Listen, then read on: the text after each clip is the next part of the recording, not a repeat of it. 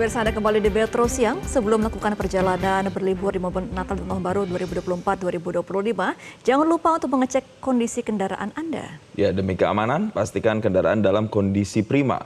Dan berikut kami hadirkan segmen Ayo Cari Tahu, kendaraan aman, jaminan liburan nyaman.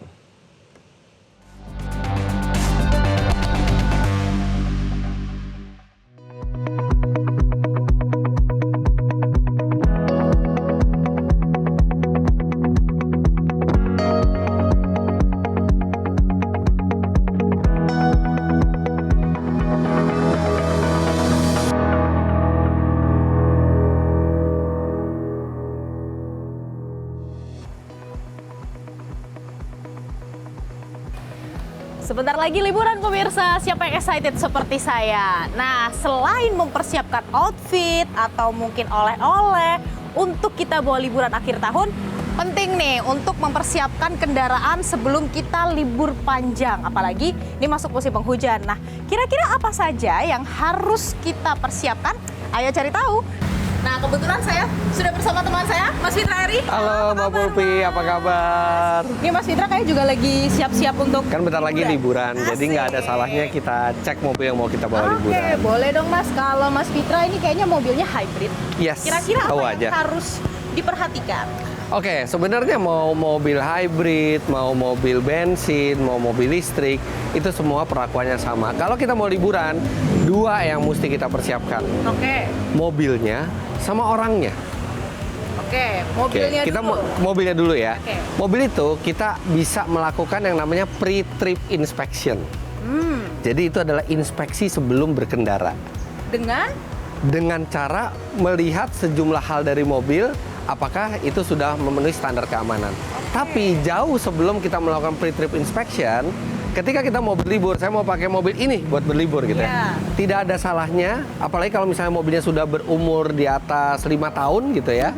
Nggak ada salahnya kita bawa ke bengkel resmi untuk dilakukan general check up. Nah, kalau misalnya kita malas ke bengkel resmi gitu dan kita ingin melakukan pengecekan sendiri, kita harus cek apakah mobil tersebut memenuhi unsur keselamatan. Seperti? Yang paling pertama, sebelum kita ngomong mesin segala macam, yang pertama adalah ban. Oh, oke. Karena secanggih apapun mobil, berapapun harganya mobil, hanya ban komponen yang menempel ke aspal Iya. dan memastikan kita selamat. Ban ini kita bisa lihat dari kondisi fisik.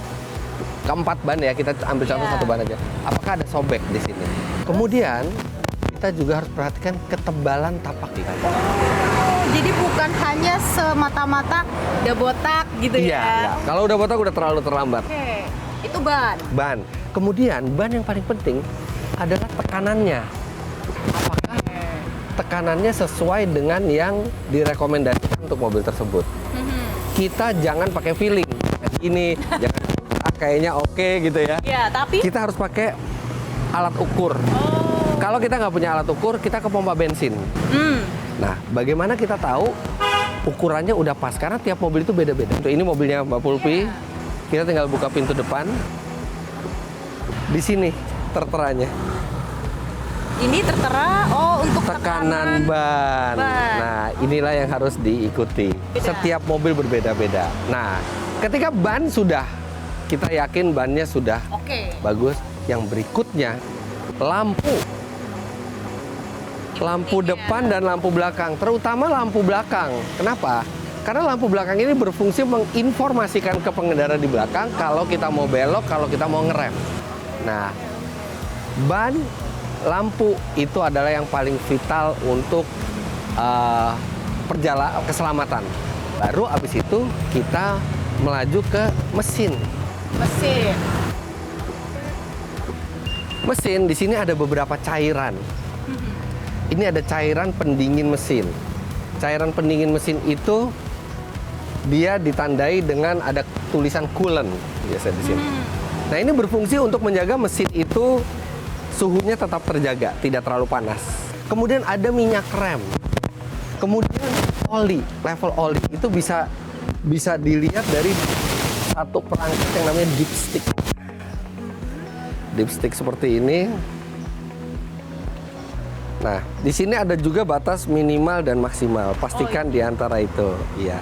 Nah, kapan kita tahu oli itu harus diganti? Kapan? Itu sebenarnya adalah melihat dari kapan terakhir mobil ini diganti olinya. Oke. Biasanya mobil itu amannya 5.000 km sekali ganti oli. Kalau kita memang sudah lewat dari 5.000 atau sudah mendekati, apalagi perjalanan liburan biasanya jauh kan. Jadi sampai 1.000 kilo lagi kayaknya harus diganti, mendingan ganti. Seperti kita lihat.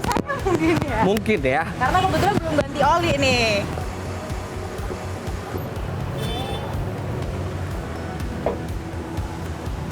Dipsticknya ada di sini. Nah, ini sudah lumayan keruh ini. Wow, lihatnya dari mana, Mas? Itu kalau oli yang masih baru itu bening. Oh. Ini sudah mulai kehitaman. Oh, berarti lebih baik saya ganti nih sebelum Lebih baik liburan diganti. ya. Ya. Yang tidak perlu penggantian oli adalah mobil listrik. Nah, mobil listrik, tapi mobil listrik ini sebenarnya hemat gak hemat ya, Mas ya? Karena kalau liburan kan biasanya jaraknya panjang, sementara baterai itu kan ada batasnya nih. Kira-kira tipsnya gimana, Mas? Sebenarnya mobil bensin pun ada batasnya. Sampai bensinnya habis, dia nggak bisa jalan lagi. banyak Tapi bensin. proses pengisian bensin cepat. Sedangkan proses pengisian listrik itu Lebih lama. lama. Nah, kalau mau liburan pakai mobil listrik, yang pasti kita harus punya perencanaan perjalanan. Kita tahu sepanjang perjalanan ada charger di mana aja.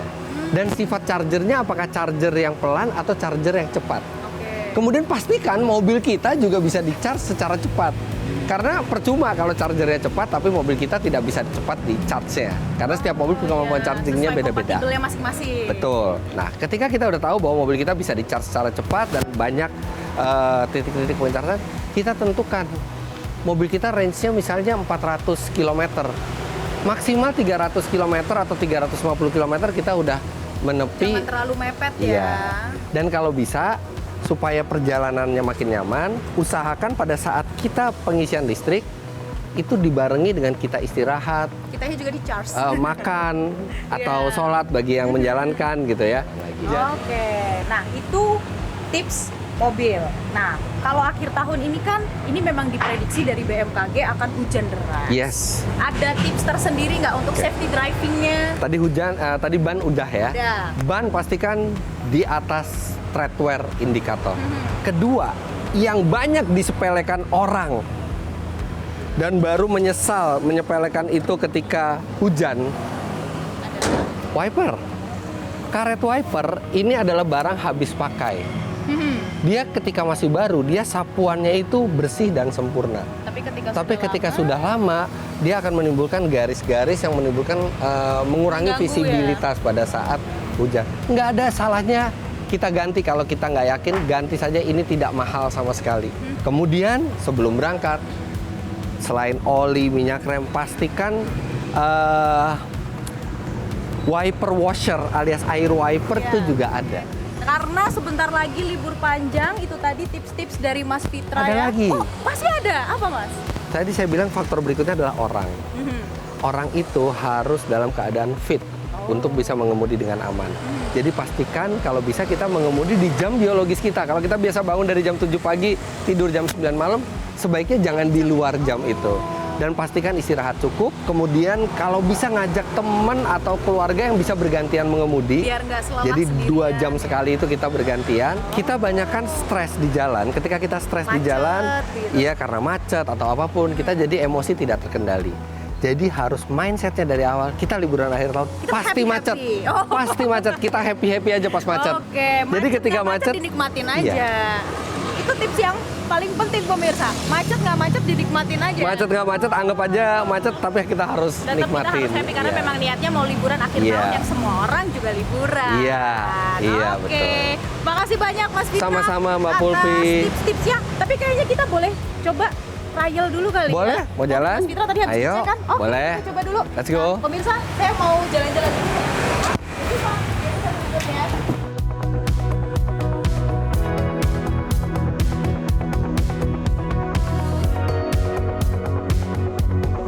Jelajahi cara baru mendapatkan informasi. Download Metro TV Extend sekarang.